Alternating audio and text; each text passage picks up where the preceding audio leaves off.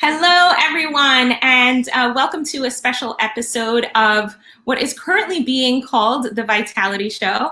And if you have a better name, please put it in the comments. Tell me what ideas you have. It's just kind of an idea that came up last week.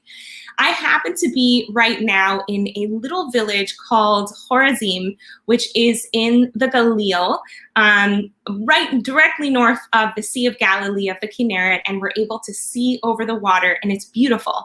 And we just got here, and I haven't even been able to explore my Airbnb before I was really excited to engage in the interview we're about to begin in just a moment. We're going to have Margo Helman come in. She's a social worker and a therapist who has really cultivated a practice of mindful listening.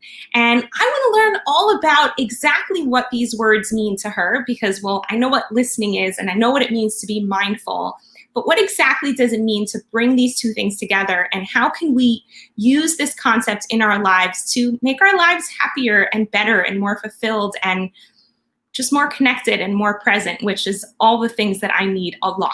You can ask my husband. He's been telling me this in the car the entire drive here. Okay, so without further ado, here we have Margo. Welcome. Hi there. Thanks for having me. It's a pleasure to have you.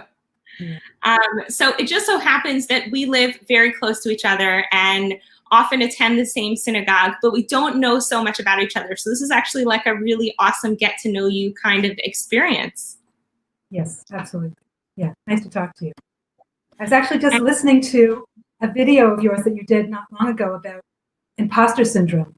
And it's great, just what you say about, if you feel like you just have to do it, and then you get the proof that you can do it. It's great stuff. Yeah, because it's like how, you could sit there and talk inside of your head, but it's a whole other thing when you have all of this actual evidence in your life, right? Like today, my family went on a family surf lesson, which was very cool on the coast, on the western coast of Israel. And I could not get on the board. But my son got on the board and my husband got on the board over and over and over again. And when you get on the board that many times, so somebody, you might tell yourself, oh, I can't really surf, but it's like you have all that evidence. It's kind of hard to argue with it. It's like simple. Like I, on the other hand, have evidence to the contrary. Okay, well, that happens too. But that's also part of life. It's kind of cool. So I was wondering if you could just tell us your story. Where does this mindful listening begin? Okay. Well, it kind of comes from two directions that met. So one direction is that I'm a therapist. I'm a clinical social worker. And for over 20 years, I've been working with people coping with difficult relationships, with anxiety, with illness, and with loss. And so my work is about listening. I actually feel that as a therapist, you can't quantify these things, but it feels like half of what people pay me for is really good listening. And I'm just so aware so often that people don't get this in their lives. So many of us don't get enough listening in our lives. And I've been told throughout my life that I'm a good listener, that people see on me, on my body, and on my face that I'm really just wanting to hear them, understand them. And I think this developed in part because I'm deaf in one ear. So I really had to, as a kid, from the time I was a little kid, really focus in order to hear people. And I believe, I didn't know this then, but I really believe that that's how I became a really good listener, because I had to put all my focus into hearing the other person. And so then I got to know about what you hear when you're really attending to someone. So that's one aspect. Yeah. I can Another imagine aspect is that like kind of feeling like someone's really paying attention to me. And because, right, and even if you're just trying really hard just so that you can hear, for me as a speaker, I could imagine, wow, somebody's really paying attention to me. And then that makes me so much more likely to reveal my deepest secrets to you. And then that's like really juicy stuff, right? You get a prize for being so attentive. So then you do more of it. Right. Well, the first tool of listening, the first skill of listening is to not be doing anything else. right? So I couldn't be doing anything else. I needed to put all my focus on listening. And then it's not like I was only hearing the words. Once you're really listening, then you really hear the person, and you understand them more fully. Or you're more likely. It's more. There's more of a chance that you will understand them, or at least know where you don't understand them, right? If you're really attending to them. So that was one part, Chana. And then another part is that I just love mindfulness, and I've been practicing mindfulness since I was very young. I was getting an echo there for a second, but it's okay now. Yeah, I've been practicing mindfulness. Improve the quality of the sounds there. Okay, all right. Okay. So I studied. Yeah. Give me 1 second. No problem. Can you hear me? Yes. Okay, perfect. Oh, you sound so much better now. Okay, great. Oh, good. Good. So I've been practicing mindfulness for all of my adult life, basically. I learned about it when I studied lay midwifery in El Paso, Texas. I was just looking at books and I discovered, yes, it's true. Wait. Listen, you asked for my story, Yeah, you got the deaf ear, you got the midwifery. Wait, pause. Wait, so this is before you studied therapy or during? It's in the middle. In the middle. I had a degree in psychology. And then as a young woman, actually my parents moved to Israel when I was very young. And I moved with them, but it was a very difficult age to move. I was 15. And so I went back by myself, and I didn't find my place for a while. So I completed my BA in psychology, and I was thinking about what I wanted to do. And I decided I wanted to go to El Paso, Texas, and study midwifery, where they have this different law there that you could cross the border from Mexico and have your baby in the States, which gives you an American baby.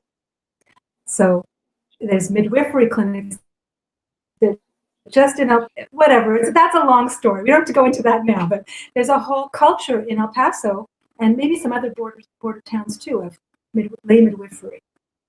So I went down there and I became a midwife, and I was at like 200 births. And in that milieu where I was thinking about life and death and all this stuff, I started reading about meditation and mindfulness, and since then I've been practicing mindfulness, and now I also meditate regularly.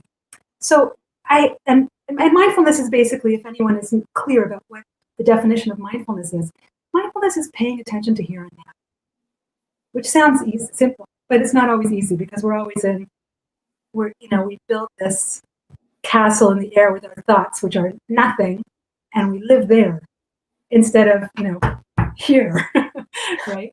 So mindfulness is about switching. So how would you differentiate mindfulness from meditation? Mindfulness is an approach to life. Mindfulness is basically paying attention in a certain way, on purpose, to something here and now, and with a non-judgmental approach, which doesn't mean you won't have judgments, because we always have judgments, but at least noticing those. So that's mindfulness. Now, you can practice mindfulness as meditation, which is basically sitting and noticing your breath or doing a body scan. But you can also practice mindfulness in, just here and now. When you're eating, drinking water, notice the feeling of the water. Or when you're talking to someone, being here and now about what you're saying. I'll talk more about that in a minute. But there's lots of different kinds of meditation. And mindfulness is one kind of meditation, and then also principles that you can use in your life. Okay, so you're learning this stuff, and you've got this midwifery skill in your back pocket, and you're interested in the psychology thing, and at this point, you're 20-something. Right, so fast forward. I've been working a long time with clients, coping with difficult relationships, and helping people clarify what they want and notice if they're acting in ways that goes against what they want in their relationship. And I'm working with people coping with anxiety and with illness and with loss. And I'm meditating, and I love being able to access that sense of inner peace and interconnectedness and meaning. And I remember one day thinking, what's the point if I get peaceful in my chair or on my cushion, and then I lose it when I'm in a difficult interaction with my husband or my kid. Like, what is the point? I need to be able to bring that here.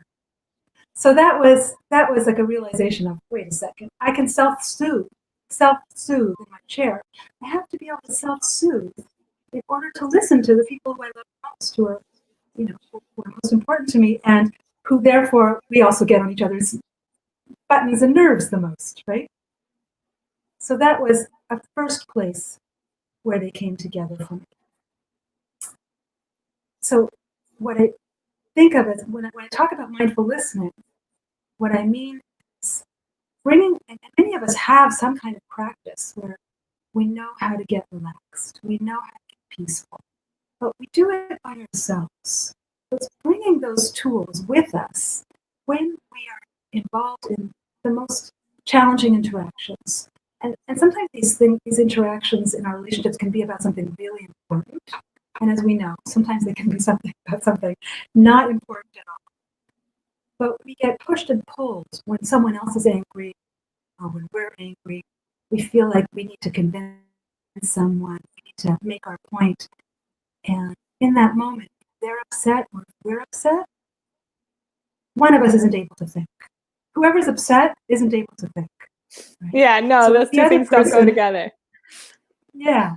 So if the other person is let's say angry, and I want them to get something because they're just not understanding one little thing, they can't hear me. In that moment, they can't hear me. And so my task in that moment is to be mindful of the present moment so that I can soothe myself. And then in that present moment, be mindful of what the person is saying to me. So mindful listening is, go ahead. Can you slow that down a little bit more? Sure. Like, okay, so let's say, I don't know, you and I are in an argument over the cake. Let's say we made a cake and you ate more than half the cake, and I don't think it's fair that you should have more than half the cake. So I'm all riled up and upset. So now what? Mm-hmm. Okay, so I have a really good reason why I eat half the cake, Chana, because you had 3/4 of it last week, and you're simply not remembering this thing. There was another cake last week, and you had 3/4 of the cake. Yeah, but last week you were doing this whole thing about the fairness. Exactly. So in my mind, it's like, if you would only, Chana, be able to, be quiet and hear me, then this would all be solved. But maybe you're thinking exactly the same thing, and you can't hear me. So one of us, both of us, if it's both of us, that's amazing. But one person can make big change in a relationship, even though, of course, it's better when two people are working together, but one person can make very significant change in a relationship. And like that, one person can make a significant difference in how a conversation goes. So if I slow down and I listen to you tell me about all the reasons why I shouldn't have had more than half the cake, and why you're upset about it, anything else you want to throw on, because that's often what happens. And I'm noticing what you're saying, and I'm noticing your facial expressions, and I'm noticing the tone of your voice. And I'm also noticing what comes up for me. So I'm also noticing the difference between my interpretation of what you're saying and what you really are saying. This was brought home to me once when I was a social worker in the oncology unit at Hadassah in Jerusalem. And there was a gentleman who was very upset. And I think he was a family member of someone who probably did not have a good week, month, who knows what. And he was very upset. And he was going around yelling at everyone. And everyone was telling him, stop it. You're not supposed to talk to me that way, which of course is true. And somehow when he came to me, I wasn't thinking, I learned from this interaction, because I don't think it was a choice. Maybe it's just that I'm used to listening. I don't know what it was, but I didn't say anything, and I looked him in the eye, and he continued to talk really loud, and then he stopped. So it's like he got it out of his system. Yeah, or at least enough out of the system, maybe not totally, but enough to be able to maybe to notice how he was acting, perhaps, So when someone is upset at me or I'm upset at them. I have all kinds of things in my head. They shouldn't be acting this way. They're XYZ, they're this kind of person, or they think I'm this kind of person. Some of it may be close to what's going on in reality, and some of it may not, but it's really all my imagination anyway. Because the only thing that's going on in the present moment is what we can measure with our senses, the sound of his voice, the words that he's saying. So when I can notice that I have all these interpretations and all these reactions, and that's okay. But what my job is now is just to listen. If I choose, because it's a choice, we don't always make this choice, and that's okay too. So your questions are good because they're helping me clarify it more. So is that clear?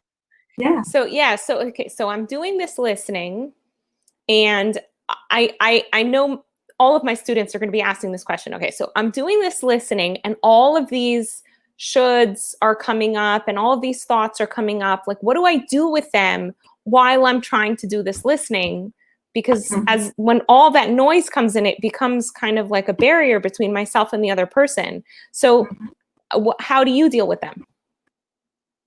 Okay, so there's two things. One I'm going to tell you about now, and another people can get, there's a PDF that they can get and learn more about. But there's one thing that I find always helps, and that's to remind myself, I mean well, they mean well, and my only job right now is to listen. Because often all that stuff is connected to either something. Usually what we're more aware of is our opinions about the other person not meaning well in some way.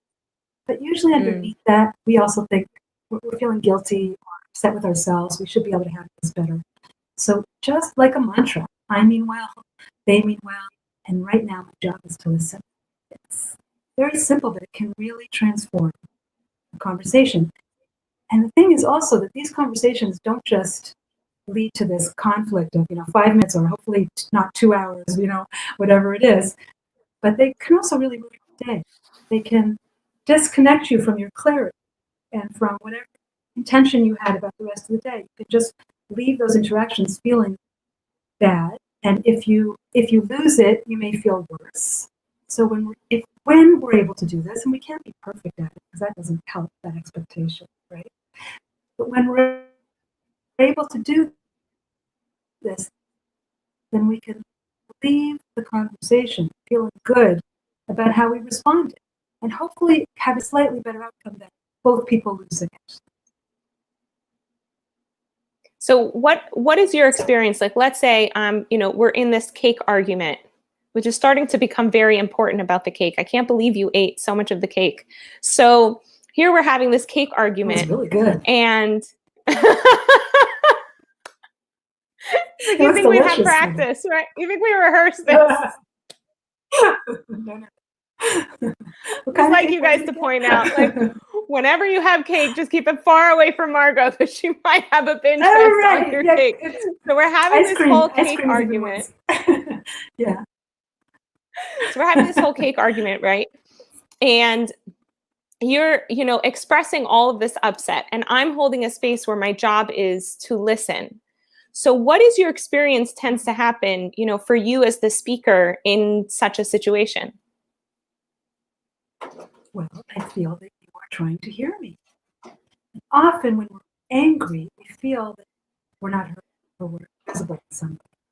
I also lead workshops for health professionals, doctors and nurses, and I teach health professionals how to deal with angry people, which in the Israeli medical system, this does happen, that they have to deal with, maybe all over, but we have a special pride in how this happens in the Israeli medical system. Anyway, so I teach them that, again, when a person is angry, they can't hear you. So even if you're trying to fix their problem, they can't hear you. Why did I start to say this? Because I was teaching a group of people about trying to think from their own experience, what they feel when they're angry. And one of them said, I feel invisible. When I'm angry, it's often that I feel invisible. And so we're trying to make ourselves bigger. It's like the little dogs that bark a lot. Exactly. Yeah. I don't want to compare it to them. They're fine. They're just being dogs. But well, no, but I think like sometimes small yeah, animals absolutely. make big noise to make themselves more visible Right. and less threatened or something. Yes. Yes. Yes. So if you're looking in my eyes and you're nodding and you're you're using your body language and maybe some sounds, maybe some reflection, if that works, but you're not doing anything else, and I see on your face that you are at least trying to hear me, that already, just thinking about it is relaxing. My shoulders go down, and yeah, and so that's about vitality in our relationships. If I'm listening, if I'm focusing on listening and being here and now, then I can stay clear about what's important to me, which I think is a part of exercising our vitality. And so like I could almost imagine, like as you were speaking, I could imagine that something in you quiets a bit, right? There you are being all angry about the cake, and like that something in you almost quiets a bit, and it creates a space for perhaps you to be a little bit more open and curious to also listening. Absolutely. Yes, I find that happens. I don't usually say that. I feel like I guess I feel a little worried about promising this, If you listen to someone, then they're going to listen to you. Because I don't know it's like, you're I'm dealing just with doing it. Like it's like a quid pro quo, but that's not really right. the point. That's part of it. And also because I don't know who you're dealing with in your life. Maybe they won't. But it does happen very often that once we feel hurt, then we're more able to realize that either we should hear the other person, or we authentically want to hear the other person. And we're also going to be more able to hear it if the other person says, I understand what you said. I understand you. If it's okay, I want to tell you how I feel. And I'm doing it in a very kind of almost apologetic way right now. It doesn't always play out that way.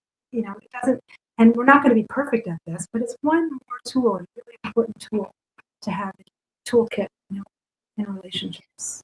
So something that comes up for me as I'm hearing you speak is, let me see if I can find the perfect words for it. Okay, there aren't going to be perfect words for it, but there's an attempt at words, which is that sometimes if I'm particularly riled up, as the driving force that I have within me is to be heard, right? Which is exactly what you were talking about. It's like I want to be heard because I feel like my voice is small. So how do I make that switch into saying, okay, I'm going to squelch that part of me that wants to be heard and put it on the side or whatever it is in order to be the person who listens? Because what comes up for me is that if I really believe that life is good and the world is good and God is good, then clearly whoever's in front of me is a really important messenger. And so it would be clever, a good idea for me to just listen. I'm trying to say kadai. I don't know how to say that in English, right? Like it would be prudent for me. Worthwhile, yes, for me to listen to the messengers coming into my life. But if I'm so busy trying to have a voice, it's kind of hard to listen to the messages. At the same time, if I so want a voice, how do I put that on hold? What's your tip? That's beautiful. That's beautiful what you just said. So that's a tip that I hadn't thought of. It's a beautiful tip of just to remember, this person is in my life and I want to hear them. Maybe they're a messenger for me, whether they know it or not. It can be about what they're saying, or it can be something that I learned from what they're saying. But there's another tip as well. There's two other things that I would say. One is that to know that nothing else is going to work. That to remind ourselves that if we're really pushing hard to try to get heard at the same person at the same time that the other person is, it's not going to work. That it's so to remind ourselves of that. Okay. The other, and I'll actually give another tool of what to do with all the feelings. Okay. But the other motivation, really, we're talking about what can motivate me, what can keep my motivation really strong, because it's so hard to do this. So my motivation needs to be really strong. So we have two. One is this person's a messenger for me. Two is it's nothing else is going to work. And three is, what is my goal or my vision in this relationship? What am I trying to create in this relationship? Usually whatever I'm trying to create in the relationship is completely opposed to me continuing to talk and try to talk over this person. I'm trying to achieve great parenting so that the kid knows that they're heard, not forget heard. The kid knows that they're cared for and can learn on their pace, let's say, or I'm trying to create a loving relationship with a partner. Or, it happens in other relationships too. Any endeavor that we're working on, we're in a relationship with other people, and conflict happens. So just remember it. There's something bigger that's more important than the cake. My friendship with Chana is more important than the cake. So can I put that aside for now? Doesn't mean I have to put it aside completely. Okay. The reason I'm laughing is does that answer your question? I'm laughing is because a similar analogy that came up in my head was thinking about how, for me, when I think of the long view, that's actually what gets me to not eat cake. Right. Like, so it's funny, when I think about desserts and junk food and stuff like that, it's like, yeah, but it doesn't fit the long view of what I want for my body and my health. And so it's easier for me to put it to the side because it doesn't fit the long view. And it's almost as if like, okay, well, in the short run, I want, to win this argument, but in the long run, I want to have a relationship, and I can it's like delaying gratification in a way. Yeah, absolutely. So then, even though we're motivated, it still isn't always easy. And you've got all these thoughts and feelings going on. So you bring your mindfulness to them too. And the best way to do that is to be mindful of body sensations. This is all, it sounds very complex, but it's a practice. And you start where you are and then gain more skill, and it flows in the moment. It flows as well as it does in the moment. We learn from every time that we try. So if we're having these feelings of,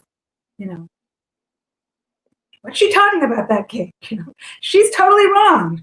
Or she always gets more cake. She doesn't even realize she had more cake than me. Or she's whatever.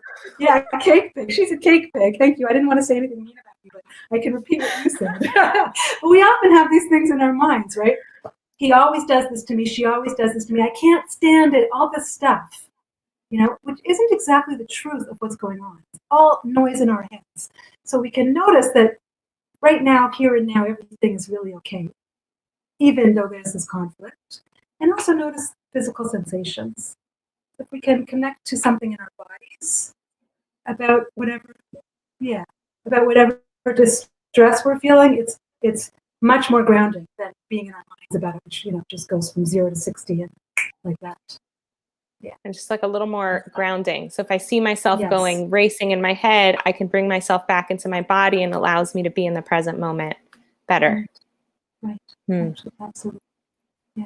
So I was wondering, as we close, if so I first of all appreciate you taking the time to describe all of this to us.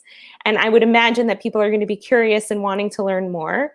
So if you could tell us more about, how people can find you and information about how they can learn more about mindful listening practice.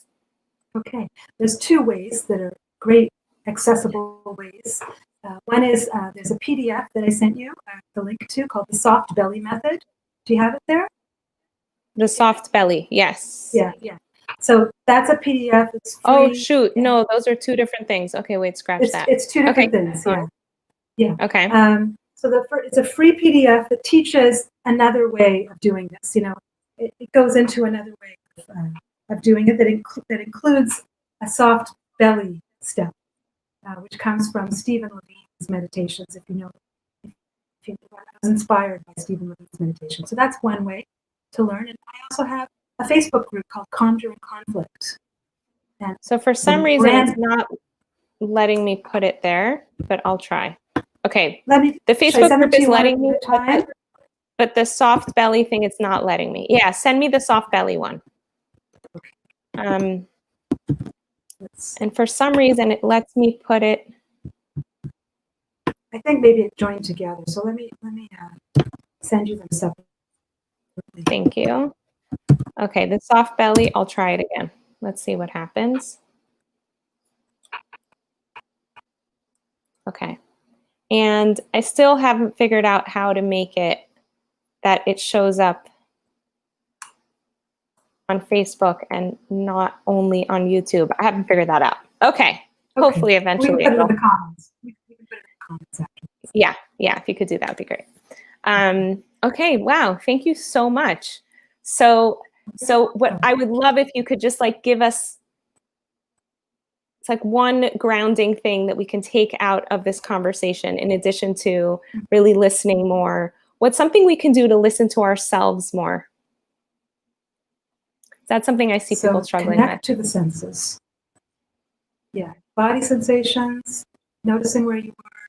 Connecting to the senses is the way to be mindful in the present moment. Listening to yourself. Slow down. Yeah, absolutely. And remember also, I mean well, they mean well. My only job is to listen. I want to write that down. I mean well, they mean well. Wow, I could even do this with myself and just listening to myself. Yes. I mean, meditation and mindfulness in general helps us hear ourselves. Absolutely. Yeah. Wow. So thank you so much, Margo, for your time. Really appreciate you visiting us here in the Vitality Hub and sharing your mindful listening with us. It's definitely like, I feel like I get, tastes of everything that you're talking about when I'm sitting with a client. And it's something I'm working on doing more with myself. And yes, in my interpersonal experiences and relationships with like my family and stuff, somehow when I'm with my clients, I'm like, I can do it there. So it's like bringing it more into just my day-to-day life. That's the practice. Absolutely. Yeah. So I love, by the way, I love the name of the Vitality Show. Perfect. Yeah. Okay, great. So I was really happy to be your guest on the Vitality Show. Good to talk to you. Thank you so much. And goodbye, everyone. Have an awesome week. Take care.